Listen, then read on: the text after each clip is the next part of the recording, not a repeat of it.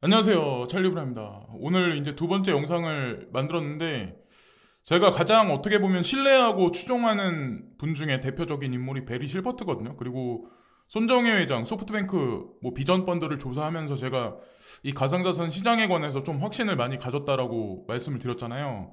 일단 베리 실버트 같은 경우는 진짜 오랜만에 몇 개월 만에 트윗을 오늘 몇 개를 올렸어요. 그것도 한 번에 여러 개를. 그래서 이것 때문에 불장이다 이런 걸 제가 말씀드리려고 하는 게 아니라 짚고 넘어가서 이제 말씀드릴 게 몇 가지 사항이 있어요. 리플에 관한 것도 그렇고. 리플 코인에 관해서 제가 언급을 하면 반감을 가지신 분들이 좀 간혹가당 계세요. 근데 중요한 건 항상 누누이 말씀드리지만 대중은 가격이 올라가면 믿어요. 환호를 하고. 예. 그게 핵심 키워드예요. 자, 일단 베리 실버트가 오랜만에 와서 디센트럴 랜드에 관해서 먼저 트윗을 하나 날렸어요. 자, 그래서 여기 보면 NIFT 텍스에 관해서 디센트럴 랜드랑 같이 해가지고 거기다가 NFT를 자산으로 해서 거기다 예술 작품을 전시를 할 거다. 그래서 이걸 팔 수 있게 만든다 이런 얘기를 하는 것 같아요. 근데 무슨 의미인지 제가 들어가 보진 않아서 이제 뭐라고 말씀 못 드리겠지만 NFT 메타에는 되게 많은 수많은 코인이 있어요. 그리고 요 근래 시세 상승도 되게 많았었잖아요. 대표적인 게 저는 다른 코인은 언급 안 할게요. 일단 대표적인 게 제가 기억하는 거는 디센트럴 랜드하고 샌드박스 이 두 개를 저는 유심히 보고 있는데 마나코인 같은 경우는 제 채널을 보고 계신 분들은 아마 아시겠지만 100원 이하에 매집하신 분들이 가장 많고 그리고 300원 이하까지는 매집하신 분들이 분명히 있을 거예요. 근데 이 코인도 그냥 단타성 위주로 자꾸 샀다 팔았다를 하지 마시고 300원 이하에 매집하신 분들 있죠. 300원 이하에 매집하신 분들은 지폐까지 보시면서 그냥 쭉 홀딩하세요. 그러니까 제가 이렇게 말씀드리면 또 영상을 보고 바로 매수하시는 분들이 있어요. 근데 저는 그래가지고 매수하셔가지고 물리라고 제가 방송하는 건 아니에요. 이게 참 방송의 부작용이 좀 심각한 게 묻지마 투자는 하지 마시고 제가 언급드린 한도 내에서 그렇게 움직이신 분들만 이제 홀딩을 하시는 거고 나머지 분들은 제가 뭐라고 언급을 드리겠어요. 제가 지금 차트를 보고 사야 된다 팔아야 된다 이런 걸 말씀드리는 건 아니잖아요. 그래서 어쨌건 마나코인도 강력하게 홀딩 하셔라. 그레이스켈 자산운용사 있는 포트 코인들 말고도 저 이제 그렇게 보고 자, 또 하나 이제 베리 실버트가 직접 언급을 했는데 리트윗을 했어요. 근데 이거는 그레이스켈 자산운용사에 있는 포트폴리오에 있는 투자를 하시는 분들은 유심히 보셔야 돼요. 이 부분을. 블룸버그에 이 기사가 나왔어요. 그레이스켈 자산운용사에 관해서. 그래서 비트코인 트러스트 배후에 있는 그레이스켈 자산운용사는 적어도 9개의 ETF 관련 포지션을 링크드인에 게시를 했습니다. 그래서 제가 링크드인에 그레이스켈 자산운용사 링크드인에 갔는데 그걸 찾지는 못했어요. 근데 이 기사 내용이 어떤 뉘앙스인지 모르겠어요. 제가 이제 보기에는 자세하게 디테일하게 제가 100%를 의도를 파악하지는 못하겠더라고요. 근데 여기 적어도 9개의 ETF 관련 포지션을 이란 얘기가 있잖아요. 정확히 그레이스켈 자산운용사에 있는 포트폴리오에 있는 첫 번째부터 여덟 번째까지가 개별적인 코인들이고 마지막 아홉 번째가 라지캡 펀드 트러스트 상품이에요. 무슨 의미인지 아시겠어요? 그러니까 제가 농담 반 진담 반으로 거기 나와 있는 그레이스켈 자산운용사에 있는 코인들은 ETF가 날 확률이 높다라고 말씀을 드렸잖아요. 지금 현재 XRP가 빠져있는 상황이긴 하지만 소송에 걸려서 근데 비트코인만 ETF가 가는 게 아니라 보시면 아시겠지만 적어도 9개의 ETF 관련 포지션이 링크드인에 게시됐다. 이 의미가 뜻하는 바를 잘 보셔야 되는 거죠.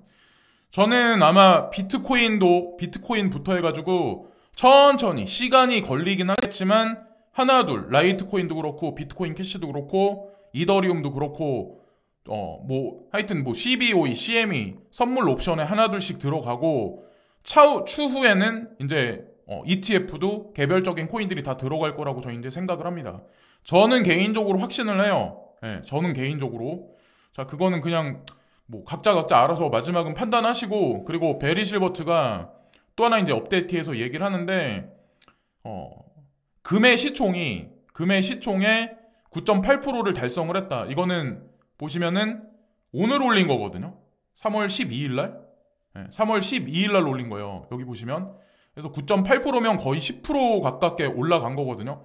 이게 엄청난 일이라는 거죠. 이게 아무것도 아닌 것 같아도 이게 나중에 금의 시총의 100%까지 달성됐다. 이러면 비트코인이든 가상자산 시장이든 엄청나게 아마 상승해 있을 거예요. 그 시점이 가면. 그때 또다시 아마 트윗을 올리겠죠. 참고로 베리 실버트가 초반에 이제 투자를 한 두 개의 거래소가 있어요. 다른 거래소도 있긴 하지만 대표적인 거래소가 코인베이스는 뭐 누구나가 다 알고 있는 거고 크라켄이라는 거래소가 있어요. 크라켄 같은 경우는 베리 실버트가 이제 초기 투자자인 거를 모르시는 분들이 있으실 텐데 조사를 한번 해보시면 아시겠지만 베리 실버트가 초기 투자자예요. 그리고 크라켄 같은 경우는 미국에서 이미 은행권 지위를 부여받은 가상자산 거래소라고 보시면 돼요. 이 의미를 잘 보셔야 돼요.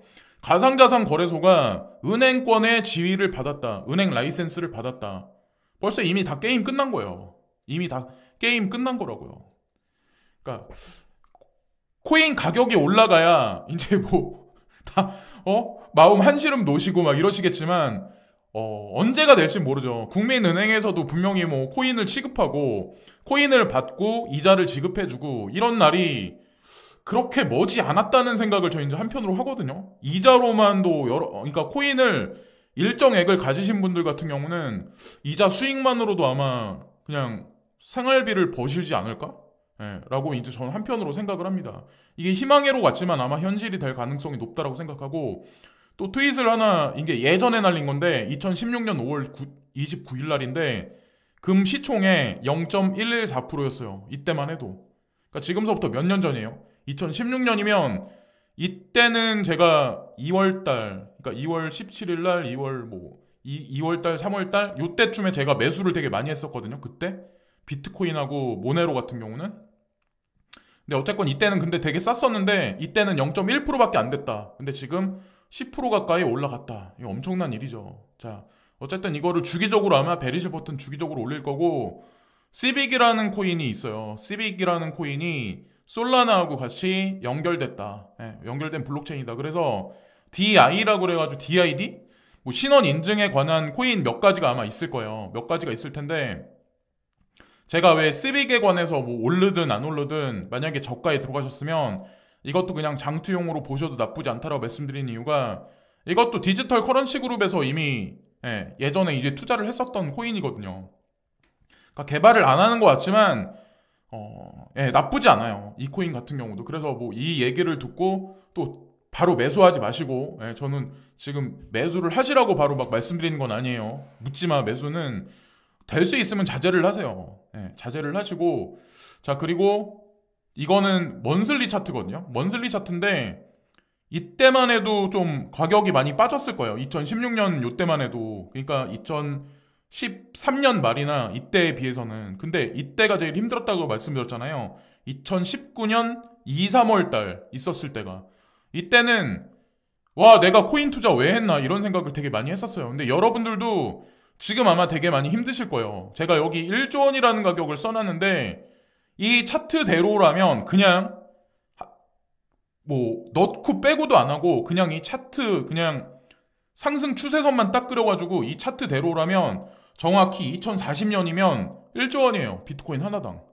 이게 희망회로 돌리는 가격인데 저는 비트코인이 아무리 못해도 10억 이상은 갈 거라고 생각하거든요. 10억에서 뭐 몇십억 사이는 가지 않을까라는 희망회를 돌리거든요. 이거는 뭐 말도 안 되는 가격이고, 이거는 너무 극단적인 그냥 이 차트만 보고 하는 거고. 그래서 일정 수준까지는 비트코인이 아마도 박스권 노릇을 할 거예요. 비트코인이 기준가를 올려놓고 그 나머지 공백을 알트코인들이, 여러분들이 투자하고 계신 알트코인들이 채울 거라고 저는 생각을 하고, 어떤 분이 그러시더라고요. 하루에도 10개씩 태어나는 알트코인이 있다. 그리고 사라지는 코인들도 있다.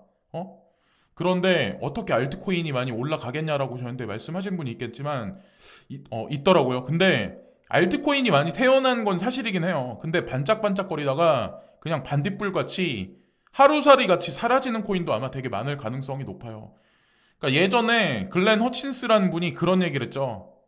2030년까지, 2025년까지 엄청나게 많은 코인들이 사라질 가능성이 높다. 앞으로 향후에 80에서 90% 되는 코인들은 다 사라질 거다. 사라진다는 의미가 사실은 극단적인 안 좋은 케이스도 있지만 저는 이제 좋은 케이스도 아마도 상위 코인에 녹아 들어가서 어떤 그 코인이 개별적인 코인이 사라지지 않을까라는 생각을 저는 이제 많이 하거든요. 근데 개별적인 코인이 어떤 코인이 끝까지 살아남아서 ETF까지 진행이 되냐. 그래서 증권 시장에 상품으로 등재가 되냐. 그게 더 저는 중요하다고 생각해요. 지금 내가 투자하고 있는 코인이 당장 뭐 10달러 올랐네, 뭐 10,000달러 올랐네, 뭐 1,000달러 올랐네. 이게 의미가 있는 게 아니라니까요. 저는 이거를 몸으로 체감한 사람 아니에요. 비트코인을 몇십만 원대부터 이더리움을 뭐 몇천 원대부터 몇만 원대부터 지금까지 그걸 체험한 사람 아니에요. 그러니까 이게 사실 리플도 그래. 리플도 뭐 소송에 직면해서 뭐 사람들은 그러잖아요. 50원 올랐네, 뭐 100원 올랐네. 이게 중요한 게 아니라니까요. 이게 중요한 게 아니에요. 예. 이게 절대 중요한 건 아니에요. 개인들한테, 사람들한테 중요한 건 나는 대출을 받아서 투자를 하니까 언제까지 난 이걸 갚아야지. 그러니까 이게 언제까지 가격이 올라가야지라고 생각들을 되게 많이 하시는 분들도 많아요. 근데 과도하게 대출 받는 거는 제가 개인적으로 보기엔 주식시장도 되게 힘들잖아. 근데 가상자산 시장은 아직까지 규제안이 명확하게 나오지 않았기 때문에 저는 진짜 말리고 싶어요. 진짜. 근데 만약에 이때 같이 2019년도 3월이나 그러니까 2, 3월 같이 폭락장세가 왔었을 때 같이 그런 일이 생긴다면 영혼까지 끌어모아서 대출을 받아야죠. 근데 앞으로는 제가 봤을 때 그렇게까지 급작스럽게 떨어지는 일은 예전같이 아마 없지 않을까라는 생각을 합니다.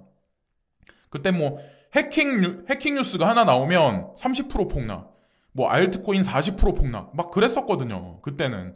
근데 지금 조정은 사실 예전 사람들 관점으로 보면 지금 조금 빠지고 올라가고 하는 건 사실 의미 없다라고 생각을 해요. 그리고 포브스에 여기 보시면 미국 증권거래위원회가 리플 케이스를 통해서 이게 뭐 자가당착 오류에 빠졌다? 이런 문장인 것 같아요. 자기 미로에 빠졌다, 뭐 자기 오류에 빠졌다 이런 얘기인데 여러분들 아마 아시겠지만 미국 증권거래위원회는 이 리플 같다, 뭐 증권이다, 상품이다 이걸 규제할 수 있는 딱 완벽하게 나온 법이 없어요. 그게 없는 상태에서 지금도 오늘도 아마 오전에 제가 말씀드렸잖아요. 이게 포브스에 이렇게 나와서 사람들한테 환기를 계속 시키고 있잖아요. 그러니까 애매모호한 상황이라는 거를 보여주는 거예요. 거기다가 더 웃긴 건 이 글이 에디트 픽이에요. 편집자 픽으로 순위권 위에 올라가 있더라고요. 그 의미는 좀 중요시하게 지금 미국 사람들한테 좀 환기를 좀 시켜주는 게 아닐까라는 생각을 저는 이제 한편으로 합니다. 리플 코인이 800원에 올라가면 매수하시고 막 이러신 분들이 되게 많은데 애매모호할 때 있죠. 애매모호할 때 내가 리스크를 안고 50원이나 100원 정도 리스크를 안고 나는 한 50 몇 원이면 아니 그냥 사고 만약에 50원 떨어져도 상관없다. 100원 없어도 100원 떨어져도 상관없다. 그러신 분들이 사도 되는 코인이지 이걸 뭐 갑자기 사가지고 800원 가야지 1,000원 가야지 안 가면은 욕하고 떠나고 손실 보면 떠나고 이러다 보면 신분 상승? 은퇴? 못해요. 리스크를 안고 가상자산 시장은 자기 확신과 분석에 있어서 리스크를 안고 투자를 했을 때 그 결과를 낳는 거예요. 비트코인이 뭐 몇십만 원대 제 친구한테 제가 추천했는데 저한테 그랬다고 그랬잖아요. 믿지 못한다고 말씀드렸잖아요. 그 친구가 5천만 원의 비트코인을 샀어요. 5천만 원의 비트코인을 샀어요. 카카오 주식을 팔아가지고 얘기 다 한 거예요. 자, 어쨌든 자기 오류에 지금 뭐 증권거래위원회가 빠졌다. 그래서 법률의 명확성이 나와야 된다. 이것에 관해서 포브스가 왠지 환기를 시켜주는 게 아닐까 그런 느낌을 받아서 말씀드리고 여기 보면 6개월 전에 1,200달러였다. 3개월 전에 18,000달러였다. 그리고 한 달 전에 44,700달러였다. 일주일 전에 51,000달러였다. 지금은 57,000달러다. 자, 여기서 물론 좀 떨어질 수는 있어요. 근데 대중들은 가격이 올라가면 올라갈수록 그 코인에 확신을 가져요. 지금도 가격이 못 올라가는 코인들이 있어요. 그리고 정고점을 가려다 정고점을 갱신했다가 반토막 난 코인들도 있어요. 그러면 사람들이 확신을 못 갖는 사람들이 되게 많아요. 확신을 못 갖는 분들이 되게 많아요. 근데 그 코인들에 누가 개입이 돼 있나, 어떤 자본이 엮여 있나. 절대로 개인들이 볼 수 있게 트위터나 뉴스나 이런 거를 던져놓지 않아요. 가격을 올려놓고 나중에 뉴스를 던지죠. 코인텔레그래프나 코인데스크를 통해서. 예. 근데 그 여러 가지 분석은 제가 뭐라고 말씀드리겠어요. 어쨌건 가장 중요한 건 누가 침을 발라놨냐, 그거를 파악하는 게 가장 먼저 핵심이라고 저는 생각을 합니다. 자, 리플 기업 전략 및 운영 담당 부사장 에미 윙이 리플 IMF 및 세계경제 포럼에 참여를 포함하여 국제적으로 활발하게 활동하고 있다. 최대한 빨리 국제 송금에 대한 마찰을 줄이고 싶다. 라는 뉴스가 뭐 여기 보면 뭐 딤 JP라는 뭐 일본 칼럼에 뭐 이런 얘기가 나왔는데 예. 이 한 문장만 보셔도 여러분들이 아마 많은 어떤 그런 거를 받는다고 저는 생각을 하거든요. 국제 송금에 관련해서 최대한 마찰을 줄이고 싶다. 왜 그냥 개별적인 활동도 아니고 왜 하필 또 국제 송금에 관해서 마찰을 줄이고 싶다라는 그런 얘기가 왜 자꾸 나올까요? 예. 그러니까 어쨌건 저는 저 아는 형도 리플이 소송당하면서 그 형도 코인을 샀거든요. 제가 추천했어요. 소송 당할 때 추천했어요. 그래서 폭락할 때 사놨어요. 코인을 300 몇십 원대 그때 사놨어요. 저도 이제 그거를 마지막으로 해서 더 이상 추매는 안 해요. 솔직히 딱 말씀드리면.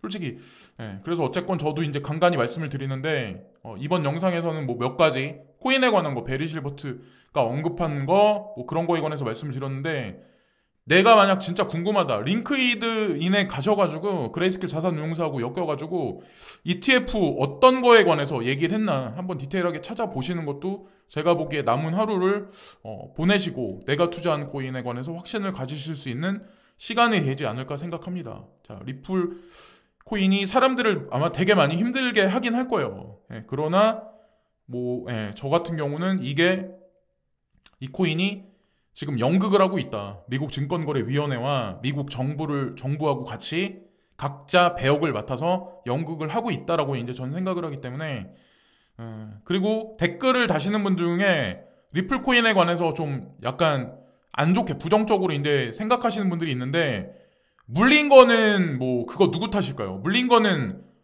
자기 자신 탓이 아닐까요? 800원 막 이렇게 올라갈 때 그때 매수했었던 그러니까 사람들이 욕하고 막 이럴 때 특히나 가격이 막 바닥을 치다를 때 이때가 모든 코인은 매수 시점이에요.